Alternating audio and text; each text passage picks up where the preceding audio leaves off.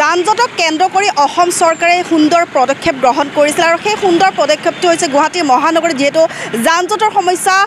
বহুতো দেখিবলৈ পোৱা যায় আৰু সেই সময়ত দেখিবলৈ পোৱা গৈছে যে নুনমাটিৰ পৰা দীঘলীপুখুৰীলৈ যি 6.3 কিলোমিটাৰ ফ্লাইঅভাৰ উৰণখেতু বনোৱাৰ যি প্ৰচেষ্টা হাতত লৈছে সেই প্ৰচেষ্টা এতিয়া কিমান দূৰলৈকে হৈ উঠিছে বা কিমান দূৰলৈকে নিৰ্মাণ গঢ়ি উঠিছে আমি দেখুৱাবলৈ চেষ্টা কৰিম যেহেতু তেওঁ উৰণখেতুৰ যি যান-জঁটৰ সমস্যাক কেন্দ্ৰ কৰি যি উৰণখেতুৰ ফ্লাইঅভাৰৰ কাম হাতত লৈছিলে প্ৰায় 30 মাহ সময় হাতত লৈছিলে আৰু 30 মাহৰ ভিতৰতে তেওঁ এই উৰণখেতুটো তেওঁলোকে ৰাইজলৈকে মুকলি কৰি দিয়াৰ এক সিদ্ধান্ত গ্ৰহণ কৰিছিল কিন্তু সেই সিদ্ধান্ত এতিয়া কিমান দূৰলৈকে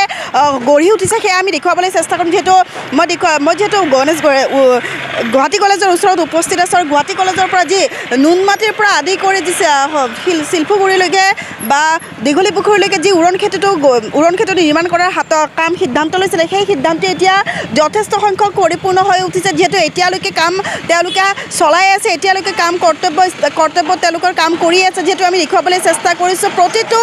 লোকে এই উৰণখেতুৰ কাম অতি সোনকালে সম্পূৰ্ণ কৰি তোলাত ব্যস্ত হৈ পৰিছে যিহেতু 6.3 কিলোমিটাৰ আচলতে বহুত দীঘল এই উৰণখেতুটো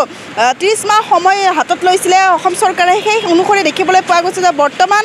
এই কাম শীঘ্ৰ সমাপ্ত হোৱাৰ আশা এটা আছে কাৰণ তেওঁলোকে দিনে ৰাতি এক কৰি তেওঁলোকে এই কাম সম্পূৰ্ণ কৰি উঠিছে যিহেতু দীঘলীপুখুৰী নুনমাটিৰ উৰণখেতু নিৰ্মাণ সন্দৰ্ভত বহুতো ধৰণৰ প্ৰতিবাদো হৈছে আপোনালোকে নিশ্চয় সংবাদ মাধ্যমত দেখিছে যে প্ৰতিটো যি দীঘলীপুখুৰীৰ যি গছ সেই গছ কটাক লৈ কিন্তু বহুতো ধৰণৰ উচ্ছেদ বা বহুতো ধৰণৰ প্ৰতিবাদো হৈ থকা দেখিবলৈ পোৱা গৈছে আৰু গুৱাহাটী উচ্চতম ন্যায়ালয়ে জনাইছে যে চৰকাৰে জনাইছে যে গছ নাকাটে বোলে সেই গছ কটাক লৈ যি প্ৰতিবাদী কাৰ্যসূচী আপোনালোকে দেখিছে যে দীঘলীপুখুৰীৰ পাৰত যি সৌন্দৰ্য বৰ্ধিত ৰক্ষাৰ বাবে যি গছ সেই গছসমূহ এতিয়া কাটিবলৈ যিহেতু প্ৰতিবাদ কৰিছিলে সেই প্ৰতিবাদ এতিয়া উচ্চতম ন্যায়ালয়ে নাকচ কৰি তেওঁলোকে গছ নাকাটে বুলি উচ্চতম ন্যায়ালয়ে জনাইছিলে আৰু দীঘলীপুখুৰী নুনমাটি উৰণখেতু নিৰ্মাণক লৈ সৃষ্টি হৈছিলে বহুতো বিতৰ্ক দীঘলীপুখুৰীৰ পৰা শতিকা পুৰণি গছ কাটিবলৈ বিচাৰিছিলে চৰকাৰে কিন্তু ইয়াৰ বিৰুদ্ধে গোচৰ ৰুজু হৈছিলে উচ্চতম ন্যায়ালয় আৰু শপতনামাৰ যোগে গছ নকটাৰ সিদ্ধান্ত কথা জনাইছিলে চৰকাৰে কিন্তু সলনি কৰিব দীঘলীপুখুৰী নুনমাটি উৰণখেতুৰ ডিজাইন আৰু সেই ডিজাইন অনুসৰি যিহেতু এতিয়াও কাম সম্পূৰ্ণ গতিত চলিছে আৰু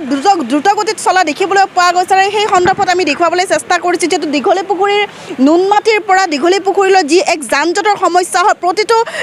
নাগৰিকৰ প্ৰতিটো ৰাইজৰ যি এক ধৰণৰ ডাঙৰ আচলতে তেওঁলোকে ঘৰৰ পৰা ওলাই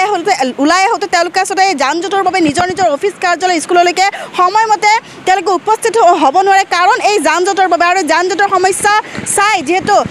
অসম চৰকাৰে এই সিদ্ধান্ত গ্ৰহণ কৰিছিলে যে অতি সোনকালে যিহেতু মুখ্যমন্ত্ৰীয়ে এই কথা উদ্বোধন কৰিছিলে আৰু যিহেতু 30 মাহ সময় হাতত লৈ তেওঁ এই উৰণখেতুৰ কাম সম্পূৰ্ণ কৰিম বুলি আশা এটা দিছিলে আৰু সেই সন্দৰ্ভত দেখিবলৈ পোৱা গৈছে আচলতে অতি সোনকালে বা অতি দ্ৰুত গতিত এই কাম সম্পূৰ্ণ হৈ উঠিব যিহেতু মুখ্যমন্ত্ৰীয়ে ৰাইজৰ কাৰণে বহু কাম কৰি থৈ গৈছে বহুতো উন্নয়নৰ কাম কৰি থৈ গৈছে যিহেতু এই উন্নয়নৰ কামো অতি শীঘ্ৰে সমাপ্ত হোৱাৰ আশা যিহেতু আমি আগতো আপোনালোকক দেখুৱাইছোঁ যে এই উৰণখেতুৰ কাম বহুতো কেনেকৈ কি ধৰণে চলি গৈছে বা কিমানখিনিলৈকে তেওঁলোকে আগবাঢ়ি গৈছে যিহেতু আমি দেখুৱাইছোঁ আৰু আজিও আপোনালোকক দেখুৱাবলৈ চেষ্টা কৰিছোঁ যিহেতু বহুতো দ্ৰুতগতিত চলিছে এই কাম আৰু সম্পূৰ্ণ হৈ উঠিব অতি সোনকালে ৰাইজৰ মাজলৈকে মুকলি কৰি দিব মুখ্যমন্ত্ৰীগৰাকীয়ে এনেদৰে আমি বিভিন্ন আৰু পিছলৈকে দেখুৱাবলৈ চেষ্টা কৰিম যে এই যি উৰণখেতু 6.3 কিলোমিটাৰ যে দীঘল উৰণখেতু বুলি ক'ব লাগে এই উৰণখেতু কেতিয়ালৈকে চৰকাৰে ৰাইজৰ আগলৈকে মুকলি কৰি দিব সেয়া আমি দেখুৱাবলৈ চেষ্টা কৰিম চাই থাকিব আমাৰ সৈতে এনি ভাৰত 24 নমস্কাৰ মই অজয় ফুকন আৰু এইখিনিতে সমূহ এনি ভাৰত চেনেলটোৰ যিসকল কৰ্মকৰ্তা আছে সকলোৰে মোৰ ফালৰ পৰা শুভেচ্ছা জ্ঞাপন কৰিছোঁ অসমৰ আচলতে সংবাদ জগতত নতুনকৈ আচলতে এটি আত্মপ্ৰকাশ ঘটিছে আমাৰ নিউজ চেনেল এনি ভাৰত আৰু এনি ভাৰতৰ এটা খুব ধুনীয়া এটা অনুষ্ঠান হ'বলৈ গৈ আছে সকলোৱে জানে আমাৰ সকলোৰে মৰমৰ হাৰ্টথ্ৰব জুবিন গাৰ্গৰ গানে কি আনে আচলতে জুবিনদাৰ সেই গীতৰ আধাৰত আমাৰ হিৰুদাই লিখা সেই গীতটি গানে কি আনে এই গানে কি আনে নামৰ এটি তেওঁলোকে সাংগীতিক ৰিয়েলিটি শ্ব' কৰিবলৈ গৈ আছে আৰু 15 আগষ্টৰ পৰা গোটেই আৰম্ভ হ'ব প্ৰথম অডিশ্যন অসমৰ ধেমাজি জিলাত আৰম্ভ কৰিব গতিকে সমূহ যিসকল প্ৰতিভা আছে যিসকলে গান ভাল পায় যিসকলে তেওঁলোকৰ নিজৰ প্ৰতিভা আচলতে দেখুৱাব বিচাৰে এই ৰিয়েলিটি শ্ব'ত গানে কি আনে এই প্ৰতিযোগিতাত অংশগ্ৰহণ কৰক আৰু খুব ধুনীয়া আপোনালোকে সুবৰ্ণ সুযোগ লাভ কৰিব লগতে ইয়াতে পুৰস্কাৰ আছেই বিভিন্ন ধৰণৰ উপহাৰো আপোনালোকে লাভ কৰিব আৰু লগতে এগৰাকী